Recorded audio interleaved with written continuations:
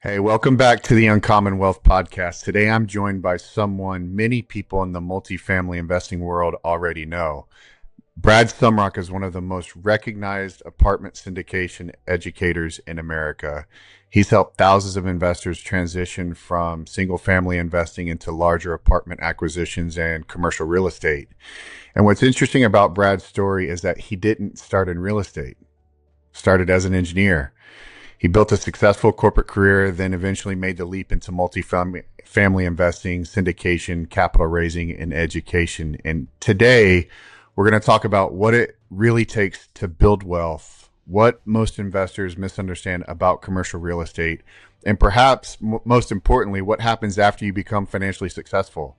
Brad, America's apartment king, welcome to the Uncommon Wealth Podcast. Hey, thanks for having me on, John. It's good to be here. Yeah, good to have you on. Good to see you again. So most people know Brad Sumrok, the educator, but very few people know Brad before multifamily. Can you take us back and who was Brad growing up and how did you get into this space? Yeah, I'll be happy to. Well, I certainly wasn't born with a silver spoon in my mouth, if you know what I mean. Yeah. I grew up in Pittsburgh. Neither of my parents finished college. My dad worked for an engineer. And when I grew up, we would, pack the family in the car, my parents would, and most of our family vacations, we would be driving in our station wagon from Pittsburgh to Lake Erie, Pittsburgh to New Jersey shores. On a really good year, we might drive to Myrtle Beach or to Florida, and drive 24 hours to get to a beach. But most of the time it was shorter trips.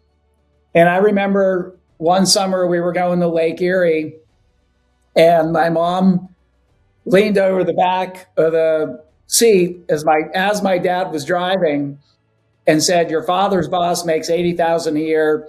He's an engineer and he's flying his family to Hawaii for their vacation." And, of course we were driving to Lake Erie from Pittsburgh. So, I mean, look, it was impressed upon me from an early age that the key to financial, abundance was going to college and getting a degree and becoming an engineer. So that's what I did. And, I like to tell people I did everything right, or so I thought. Like, I studied hard, I got good grades, I went to the university, I got a job, I saved my money, I lived below my means. I wanted to move up, so I got a second degree, an MBA, and did the same thing. And so I thought that was the ticket. And what I learned, John, is like we all have this framework or blueprint of how to achieve, a good life. Like for some people, it might be like go and get an Ivy League education. For some people, it might be start a business or learn to invest from a young age. For some people, it might be join the army, and have them pay for your education. But everybody, it occurs to me, has some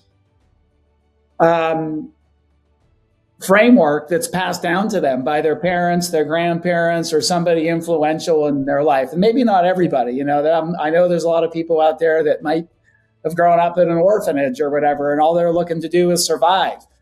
But, for most people that I know, they have been passed down some sort of belief about what it takes to be, financially successful. And for me, it was going to college, getting a degree and, keeping my head down and staying out of trouble. And so which college or university did you go to, by the way? I was born in Pittsburgh and I went to, my parents wanted me to go, my mom wanted me to go to Carnegie Mellon University, and it was her dream. And I made that happen. I think it was more for her than for me, but I studied hard. I got good grades in high school and I applied to several different universities. And I was like, hey, if I get into Carnegie Mellon, I'm going to go there. And it was only an hour away from home. So that's where I went to school. Yeah, that's the pinnacle of education in that part of the country for sure. In fact, the tax attorney I do a lot of business with is a Carnegie Mellon alum, just like you are. So congratulations on that. That's not easy. That's not an easy feat by any stretch of the imagination. Thank you. And I should have known better because I got all C's in my engineering classes and I got all A's in my non-engineering classes. Well, but to that point, you had what many people would consider a very successful corporate path. And I'm curious as to what started creating that dissatisfaction for you down that safe, successful corporate path to getting into something a little on the surface, less guaranteed, less safe, as into the real estate space. Yeah, I mean, I love that you asked me that. So I think I was dissatisfied from the beginning. I had an engineering position. It was a desk job. It was a company in Houston, Texas that recruited me from Pittsburgh during my senior year at the university. And this is a great story, by the way. They came to campus and interviewed me my senior year. And my second interview, they said, we'll fly you to Houston and that will be your second interview. And they flew me to Houston the week after Thanksgiving. We just had our first winter snowfall in Pittsburgh. I landed in Houston the week after Thanksgiving. It was 77 degrees.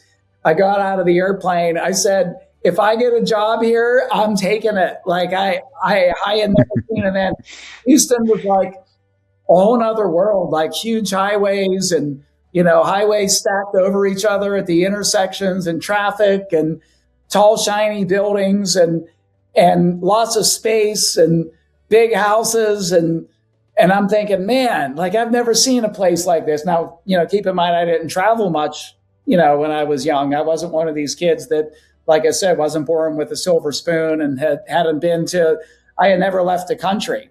I didn't even have a passport until I was 30, so I took that job in Houston, but I found myself sitting at a desk and wasn't really fulfilled from the beginning and just tried different things. I job hopped. I tried climbing corporate ladders with various companies.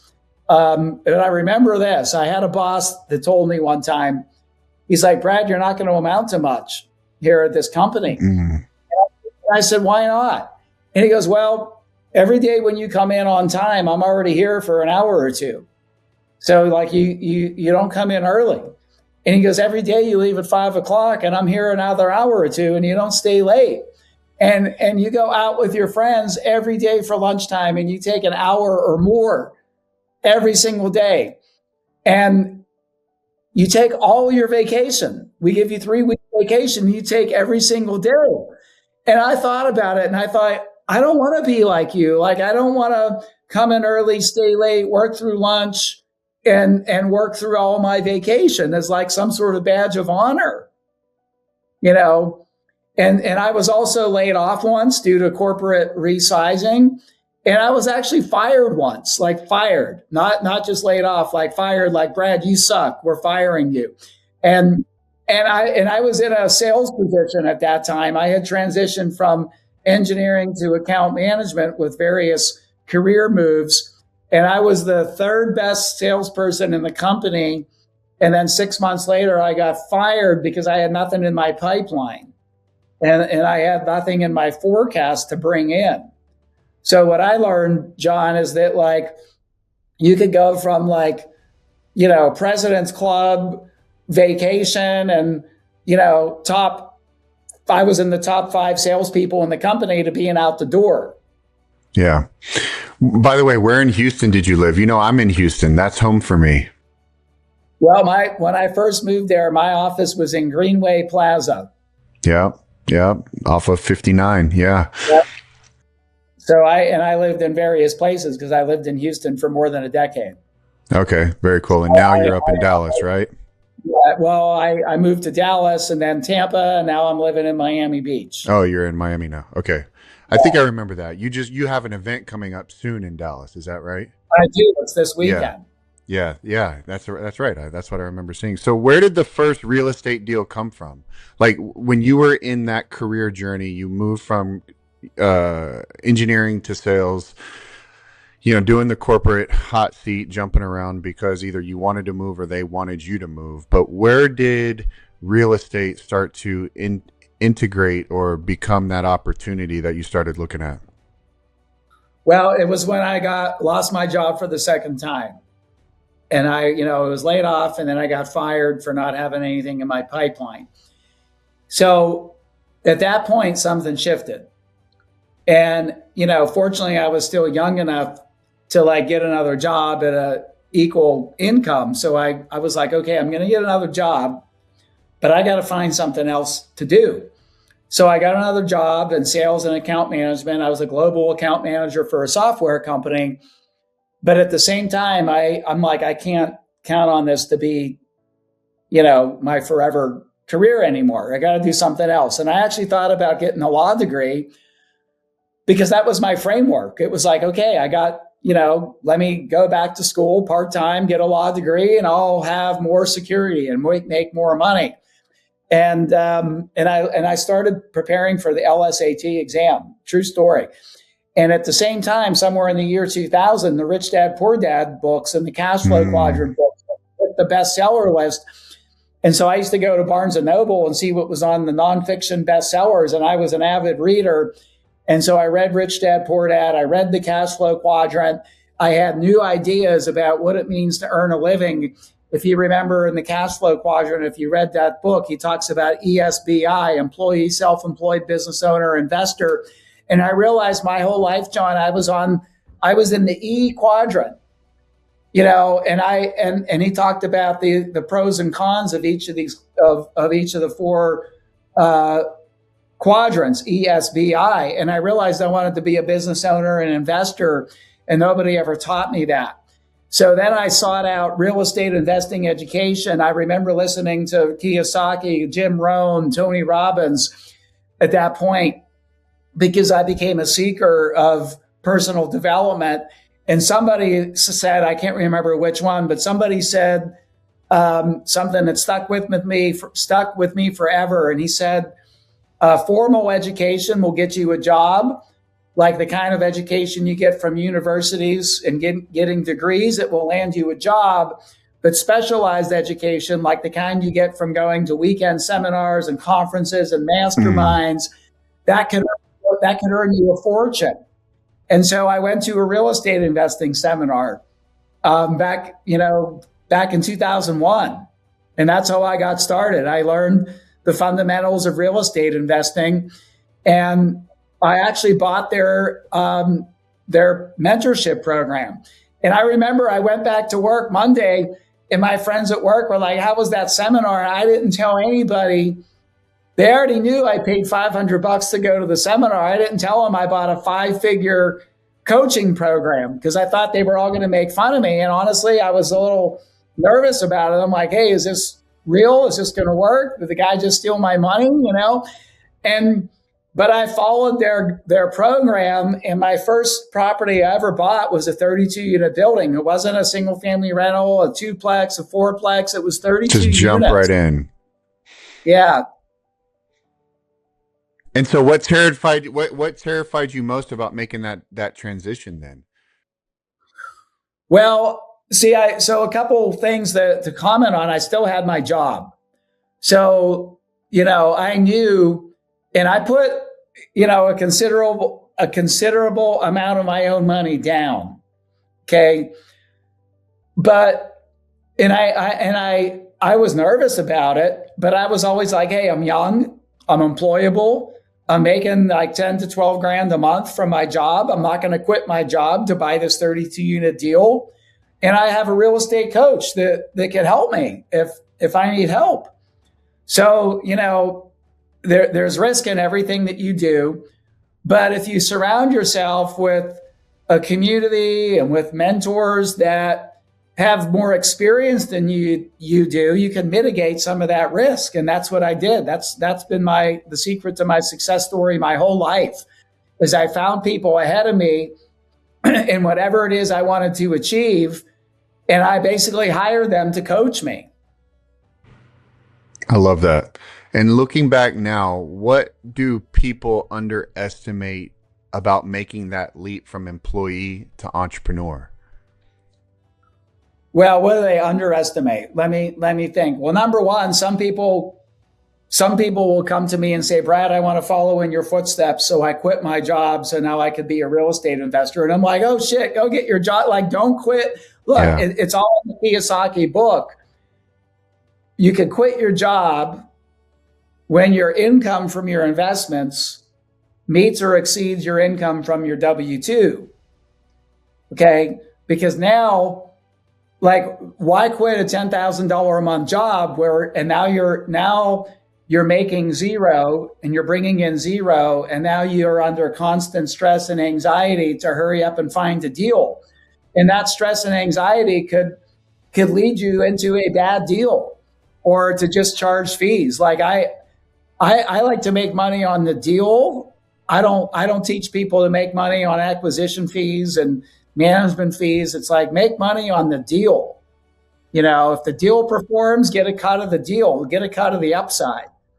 So, you know, what I always tell people is like, don't quit your job. You know, you're going to have to work harder for a short period of time. You know, there's another saying that says, do what other people aren't willing to do so you can have a life that other people don't have. And to me, that means work hard for a while, have a job and do investing.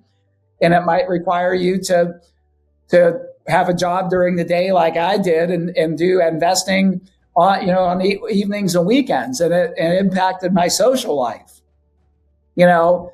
But now I have a social life and a life that most people could only dream about, because for 3 years, I basically locked down and said, I'm going to go to work and then I'm going to review deals on lunch hour. Like I still didn't work through lunch, John, but I didn't go out to lunch anymore. I still go to lunch. And I stayed at my office between 5 and 7, but I wasn't working on company business. I would look at deals between 5 and 7. Yeah. You know, and my boss saw me there staying late, you know, but I'm thinking, hey, my friends are going to happy hour, but what is that going to do for my future? You know? And so I think the other thing people have, and they had it 25 years ago when I started, and they have it even more now, is what could be known as like this need for instant gratification. You know, I see it in young people. It's terrible. It's like, hey, if you're an entrepreneur, a business owner, an investor, one needs to understand that you don't get a paycheck. You may put in months and months of work and not get a result. But if you don't give up and you continue, your result will grow exponentially. It'll hockey stick. So you and I spoke on the same stage as Sharon Lechter, the co-author of the Rich Dad Poor Dad book. And so I'm assuming that was a very special thing. If you hadn't already met her in the past, that was a special thing, since that was the catalyst to you getting into this space.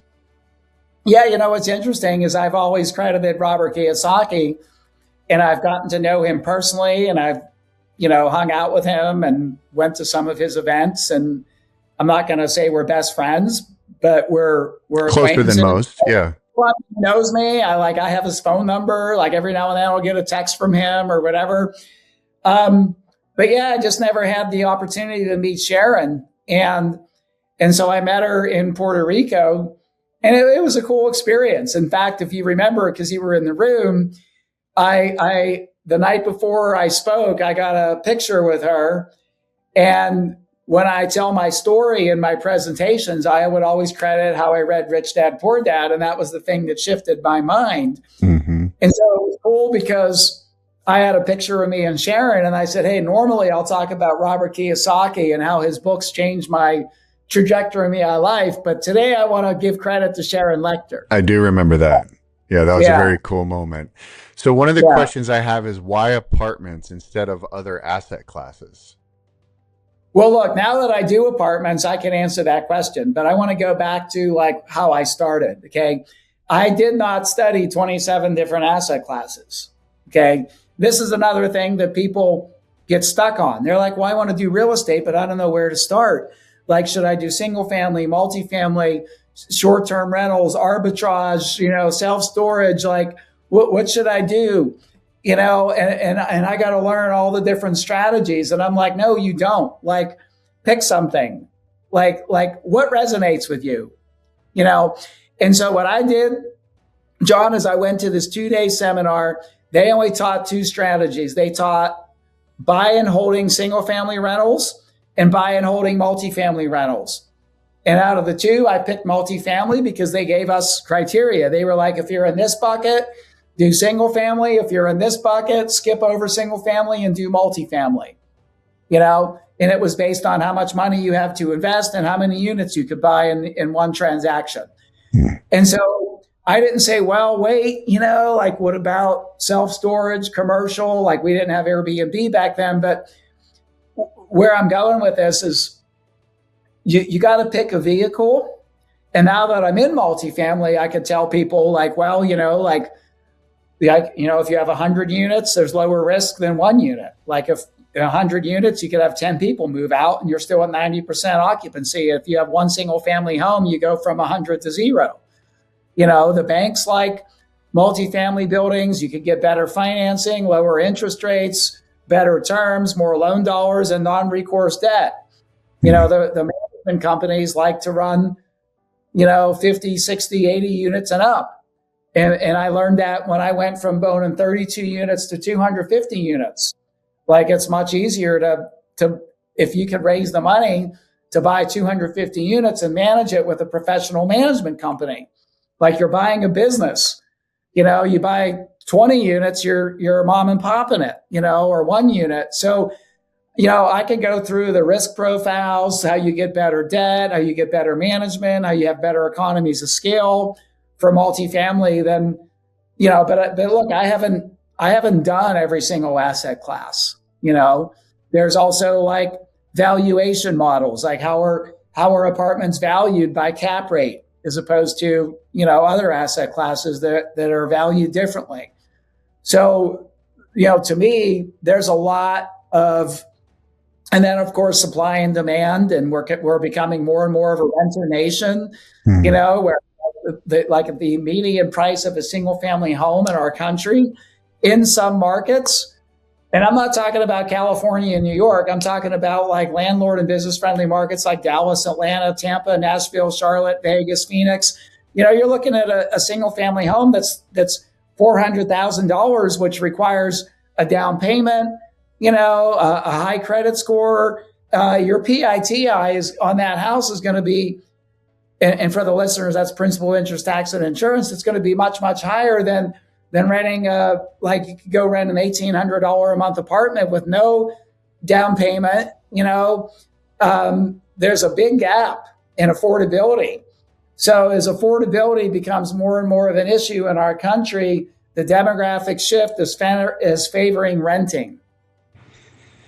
Yeah, and then you look at what ITR, like different economic forecasts are saying, and I follow an economist called ITR Economics. I don't know if you're familiar with them, but they're talking about 2030, the year 2030, and how all of this monetary policy is going to have to come to a head at some point. We can only kick the can down the curb so long with interest rates and national debt and things of that nature. And they're saying they're projecting it's going to be a massive recession, if not depression-like period in time for the United States, if not most of the world, which is going to drive a lot of people back into that renting space. What are you seeing with your analysis on market trends and market cycles right now? A couple things. Like one thing I've learned is how to recognize market patterns and market cycles because I've been in multifamily investing for 25 years. It's hard for me to predict where we're going to be in 2030, but I can tell you where I see us now. Okay. Because look, you get all kind of things where we're going to be at 2030. There's the own nothing mentality. There's the, who knows what's going to happen. Right. But I can tell you that, like when I started in 2002, there was an upward trajectory in multifamily buildings until right around 2008. And then we had 3 years of tough times, meaning like, the tenants that rent apartments got hit economically. in the recession, they had more struggles paying rent. The lenders didn't want to loan as much money. Investors were on the sidelines waiting for things to turn around. So there was some hard times. And then things started to thaw, like say 2010, 2011. I started buying aggressively because I felt like where we were in the cycle, like we were coming out of it. And a lot of people sat on the sidelines. And some of the best deals that I did, I bought in 2011, 2012. Honestly, like I bought a deal for $13,000 a unit. I didn't get good financing because it wasn't available, but I got the best financing that was available. But it was, a higher interest rate with less loan dollars, so I needed more money down. But it was $13,000 a unit. I sold it 4 years later for $42,000 a unit. There you go. Pretty good deal. I won the National Apartment Association Investor of the Year award on that transaction, by the way. Wow. And it wasn't just because we made a lot of money. It was because we uplifted the community, reduced crime, had rave reviews from the families living there about how we transformed the community and the place for working class people. And we made it safer and more, more palatable for them to call home. So like I've done those kind of things. And we had a bull run in multifamily all the way up until kind of like the end of 22, And then when the Fed raised rates 16 times over 12 months and, inflation was easily in double digits, I believe it was much more than it was actually reported. And then we had, lag time with property taxes going up a year later. And in some of the markets that were popular to invest in, like Texas and Florida, we had a lot of storms and insurance doubled or tripled. So like there was a kind of a crash. Okay. And now that's been happening for 2 or 3 years, like 2024, 2025 have been tough years for multifamily investing. If you got into the business, it's hard to find deals that'll pencil and it's hard to raise money because investors are on the sidelines again because people that bought aggressively in 2021 and 2022 are struggling with their deals. You probably heard some of that. Oh yeah. So, but the best time to buy, like Warren Buffett says, you want to be greedy when others are fearful and fearful when others are greedy. And people were too greedy in 2021 and 2022, and they drove up the prices. Like I was in that business and, if you're pursuing a deal, you were competing with 40 other buyer groups bidding up the price. Now there's more deals for sale and there's not enough people to buy them because people are on the sidelines wondering, is it a good time? Should I get back into the market or should I wait? And so what I'm seeing now, like one of my mentees literally just picked up a deal, John, for $7 million and they had it listed at $11 million. Wow. So like to me right now, there's a window of opportunity, and I'm not trying to create scarcity, but I see a window of opportunity similar to what I saw like in 2011, 2012, where like we were coming out of the downturn, but people were still uncertain. And then like our government hasn't done anything to help that. Like 2026 started off with a lot of optimism, and then we got ourselves into the Iran war. And price of oil went up, inflation went back up. They were supposed to be cutting rates. The new Fed chairman, Warsh, was supposed to be mandated to cut rates, and they didn't cut rates in June, and they were talking about maybe even raising rates. Yeah. So has these recent market conditions that you're talking about, has it changed the way that you're personally thinking about risk in your deals? Well, I mean, of course, look, even right now, I'm in the middle of a refinance and we're going to close it next week at the end of June. I'm not sure when this episode comes out, so I'll just say at the end of June. And I was just talking to my partner and we haven't rate locked yet. And we're going to rate lock like 48 hours before closing. And I'll just say like, if Trump does something that causes markets to go haywire, like our interest rate could literally go up 50 basis points, which wouldn't be good for us, And if he says the right things over the next week, go down. It's go down 25 or 50 basis points. And it's really that volatile. So what happens, John, is that in times of volatility, it creates more uncertainty and it causes individual investors and institutions to be more cautious and be on the sidelines. But those that are taking action, and somebody might say, well, Brad, why are you willing to take that risk? Well, first of all, we have a deadline by which we need to refinance. And so we're refinancing, right? But those that take risk during uncertain times are also those that tend to make the biggest upside, like I did in 2011, 2012. Like you can't go back in time and get those kind of deals. People that got in 2014, 2015, they had a lot more certainty that, okay, we're out of this great financial crisis of 2008, and they still made money. But if they had gotten in earlier, they would have probably made the kind of money that could build generational wealth. And, talking about how does that work? Like, I like multifamily, again, why apartments is because done properly, they should provide cash flow every year. Done properly, they should go up in value, and you'll also get depreciation loss. And so I invest because I want to reduce my taxes. I want investments that go up in value, and I want investments that cash flow. And so, again, to me, the least important is the cash flow. I want deals that cash flow, but whether the deal gives me a 6 or an 8 or a 10% cash on cash return, like that was important to me in the beginning when I was trying to build enough cash flow to quit my job. But now that I have many, many deals and investments over a period of time that cash flow, I want to see that there's a clear path to upside, because the way you're going to build wealth is let me ask you this. How are you going to build wealth more? If you put in 100,000 and you can walk away with 200,000 or 300,000 in 5 years, that's a needle mover. If you invest 100,000 and you make 6% a year or 8% a year, that's nice, but it's not a needle mover. No, but unfortunately, that's the story that most Americans are being told is the only way to build wealth is to do that, right? And not only just do that, but do that through their 401k, which is probably an entirely different conversation. You and I could go down that rabbit hole as well from a wealth creation standpoint. Yeah, well, look, if you're an average person, that I hate to say this, but and I want to speak as accurately as possible, but if you get a job and you can be a smart person, book smart person, and make a good income, but if you're not financially literate, this is where Kiyosaki and Sharon Lechter played a big role in my life, as their mission is to educate people on financial literacy. And so things like understanding the rule of 72, how fast does your money double?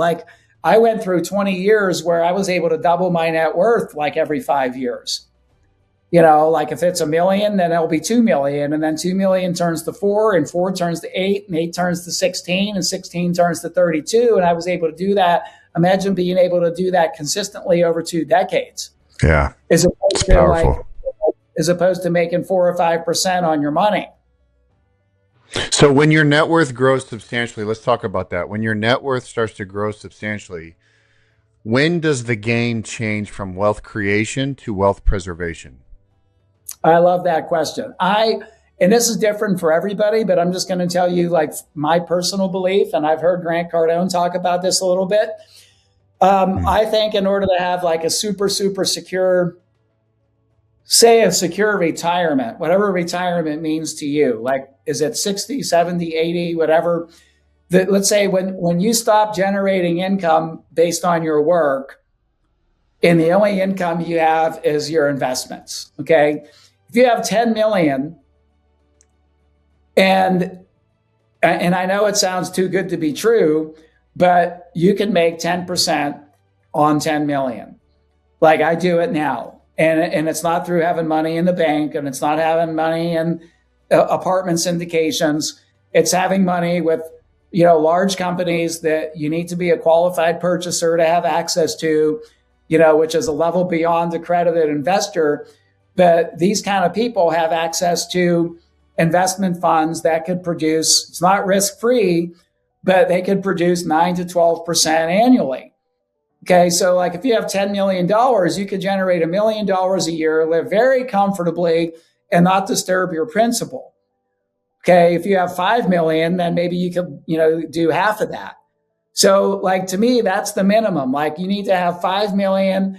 I would say, look, once you have 5 to 10 million, you want to pull that out of anything that has too much risk, and you could invest in some diversified private equity funds, real estate funds that give you cash flow, some upside potential, some depreciation.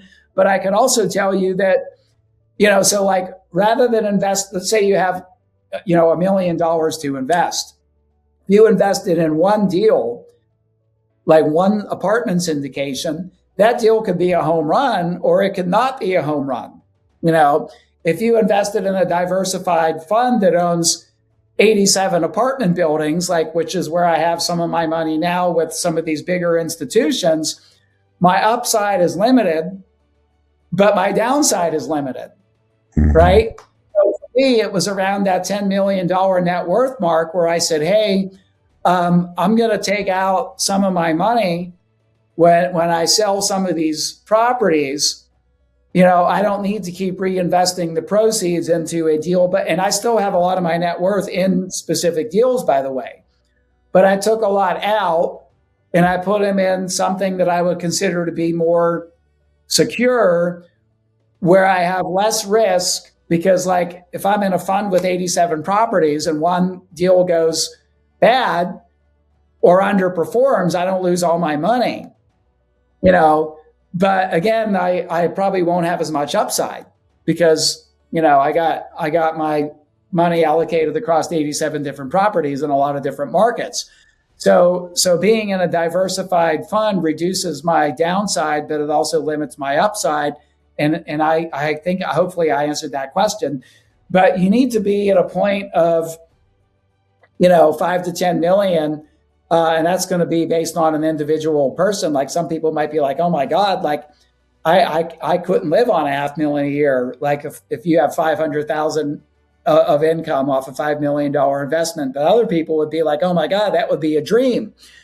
So if that's your dream and you need to get 5 million, like you're not going to get 5 million by, playing it safe and diversifying your assets and putting into the S&P 500. And like, you're going to need to pick investments. You're going to need to pick certain deals, certain people, a certain asset class, be a specialist, become an expert in something or work with an expert in something. Because one of the things I learned is the riches are in the niches. Mm-hmm.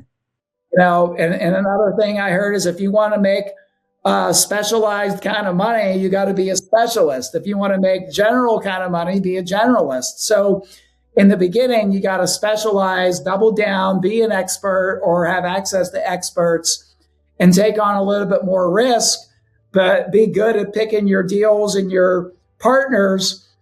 Because if you just made 10% on every one of your investments, that's not a bad investment, but you won't get rich on that. You got to double your money every couple of years in the beginning. Now, you answered it perfectly, by the way. And I've heard someone else say that when you've truly made it, you can put enough money into a treasury bill holding, right, which is considered to be a risk-free rate of return.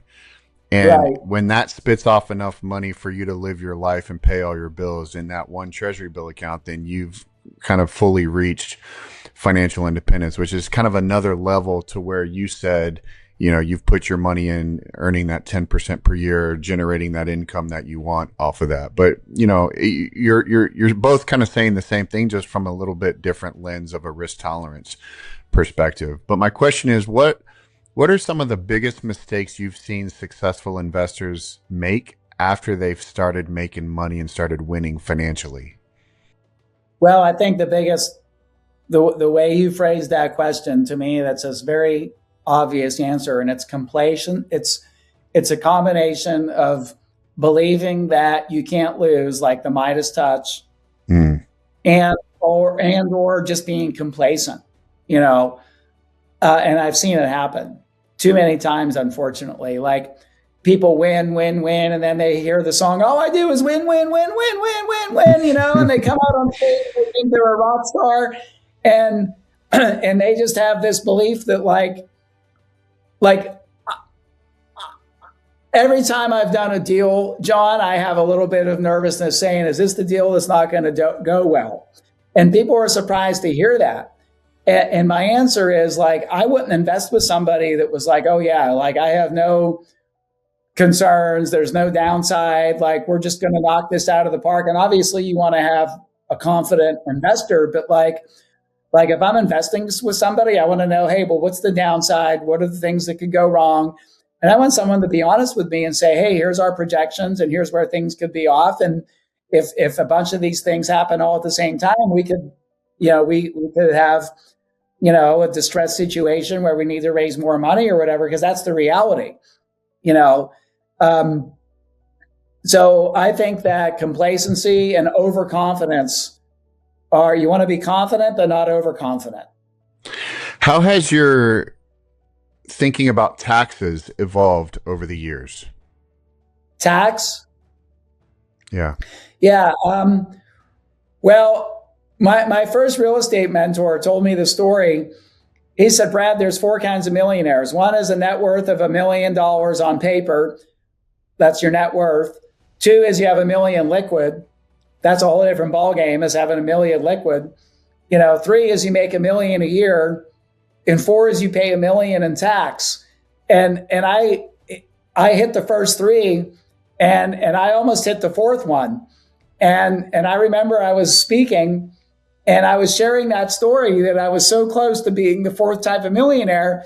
And my current accountant was in the back of the room and he said, Brad, I don't ever want you to hit $1 million in tax. I could help you. I work with a lot of, high net worth people that are investors and they're getting depreciation benefits. And I could help you scale your business and still legally reduce your tax. And so I hired him. So, I'm all about paying the legal minimum that I'm entitled to by following our tax laws. And in order to do that, you need to have a good accountant. Yeah, you bet. 100%. And this is where the middle class and the working class are misinformed by our politicians, but they're not loopholes. They're the tax code. If you're a W-2 and you work and that's the only way you generate income, the tax, you don't need all the complications in the tax code. All the pages and pages in the tax code are, according to my understanding, these are things that if you do this, how you can legally reduce your taxes. If you invest in real estate, you get depreciation. If you invest in, for a while there, it's if you invest in clean energy or green energy or electric cars, you got tax credits. Now our current administration is phasing it out, saying invest in fossil fuels. So some of these things will be changed as our political climate changes. And one of the big components of investing in real estate is you get the bonus depreciation and cost segregation, right? For a lot of the things that real estate provides. If Congress removed that, what would investors need to start focusing on instead? Do you have an idea? Well, I guess the question would be if they removed, because so right now we have 100% bonus depreciation. But even before that, we had cost segregation. And before that, we had straight line depreciation. So, my belief is that there is enough politicians on both sides of the aisle that invest in real estate where they've never taken away depreciation and they've never taken away cost segregation. The thing that they've taken away and played with was the 3rd level, which is bonus depreciation. And without going into the nuances of that, bonus depreciation is just taking your results of your cost segregation study and allowing you to accelerate the 5 and 15-year property into year 1. And so that's what was passed in 2017 the Biden administration in 2020 didn't make it, they didn't extend it. They didn't take it away. They just didn't extend it. But then the second Trump administration under Speaker Johnson, I believe he's still the current Speaker of the House, they extended it and made it permanent. So look, anything made permanent could always be changed. Unpermanent, yeah. They could say, hey, it's permanent until we have enough votes to make it unpermanent. But could they could phase out the bonus depreciation again, and real estate would still be good because you'd still have standard and straight line depreciation, but they could theoretically take away the bonus depreciation. But right now it's there. And again, this is why I tell people, like, we have a window of opportunity, because we don't know for sure, like 2028 could come around. Like at the end of this year in 2026, we could have, the Republicans control the House and the Senate by a very small minority. And if that flips, now we have a divided government. We have, a red president and a blue Congress. And that just means that there's more gridlock and less things get done. And in 2028, we could have possibly all blue. And then they could try to unwind some of the stuff, which is what Trump did in 2024 when he won with a red Congress. They got us out of, they extended the bonus depreciation. They brought it back. They ripped up the Iran agreement. They got us out of the Paris Climate Accord. So look, that can happen too on the other side. I agree. So let's sorry, go ahead. Yeah, what I was going to say is, all this talk about that, what I want to clarify is, like, I've been investing in real estate under George W. Bush, under Barack Obama, under Donald Trump, first term, under Joe Biden, and under Donald Trump. And yeah, some policies are more favorable than others. I mean, some not policies, some administrations are more favorable to investors than others. But either way, like, that's the other message, is like, don't wait to see who wins the election. There's some people that will find an excuse to not do anything. They'll find an excuse to stay in their comfortable life. Indecision is still a decision. Yeah. And you made a comment earlier about generational wealth. So have you started thinking about how wealth transfers to the next generation for you? I have. And I mean, look, I'm in not that of a unique situation, but I don't have children and I'm not currently married. And for a while there, I'm like, well, what do I have to worry about? But if something would happen to me, I don't want my stuff to just go to probate. So yeah, like I am currently in process of figuring that out. And again, and that's the status that I'm in, may not be forever. Like, I may at one point be married and have children. So, I just want to make sure that I have all my things in order. And I think that's important for people. Even if you don't have kids, if you don't have kids and you're not married, I think it's still important that you have an estate plan and a succession plan, so that you get to choose how your assets are allocated, as opposed to it being tied up in the government. And let's fast forward 20 years. What do you want Brad Sumrok's legacy to be? Is it the apartment units, the educational business, your impact on your students, or something else entirely? Yeah, I've thought about that too. Right now, it's hard for me to answer in 20 years, but I could just say, like, I mean, look, I've been married, so I thought maybe I would be married and have children, and that could be part of my legacy. But at this moment of time, I don't.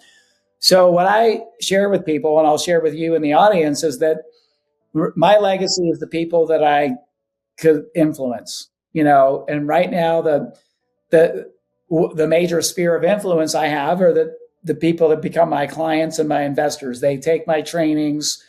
They get into deals. Hundreds, if not thousands of them have changed their lives for the better because of my event program and my mentoring community that I've put together, and similarly with many of my investors. But it's also, they get to know the real me. Like I get to share my personal values around fitness and faith, and a lot of those values have rubbed off onto my clients as well. And some of them have, lost weight or got into better shape. I mean, I don't do fitness coaching for a living or for money, but it's like the people that are close to me, John, they get to know my values. And so I'm not shy about speaking about my values I'm not shy about speaking about my passion for health and energy and fitness and fulfillment and fun and spending quality time with friends and family and having a relationship with your creator. So like I speak about these things. And so at the end of the day, I just want to, make people's lives better. People that have a connection with me, I want their life to be better. And the best way that I know how to do that is by sharing with them my financial journey. Faith, family, fitness, finance, and fun, right? The 5Fs, right? Brad, this has been fantastic. You've built an incredible business. I mean, you're America's apartment king. You've helped thousands of investors and shared a tremendous amount of wisdom today, and I'm grateful for your time. For those who want to learn more about you, your apartment investing programs, your educational events, and everything that you're doing, where can they find you? Yeah, so my website is just Brad Sumrok, BradSumrok.com. And I know I'm only supposed to tell people one thing, but I'm also big on Instagram, so you can find me there too. I truly believe Instagram is like the new website. Like who goes to websites anymore? But I still have a website. Agreed. So yeah, and it's Brad Sumrok, BradSumrok with a blue check mark. And we're going to put that into the description section of the YouTube video or the podcast video as well as we'll connect with you on Instagram and make sure our listeners have that. So Brad, thanks for your time, man. Greatly appreciated. All right. Thank you.